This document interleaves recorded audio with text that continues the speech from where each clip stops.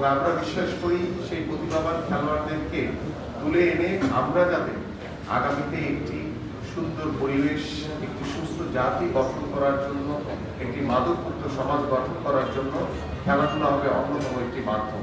এবং আপনারা জানেন যে আমাদের বিকেএসপি থেকে আমাদের বেশ কিছু একটি ফুটবল টিম ইতিমধ্যে জাপান গিয়েছে এবং আমাদের বিভিন্ন ইভেন্টের অনেক খেলোয়াড়রা তারা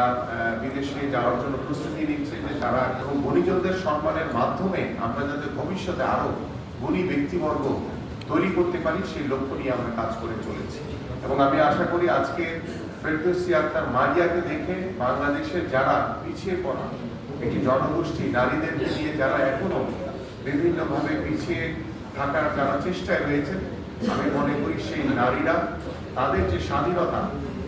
তাদের যে উদ্যম, যে উৎসাহ, সেটা অনেক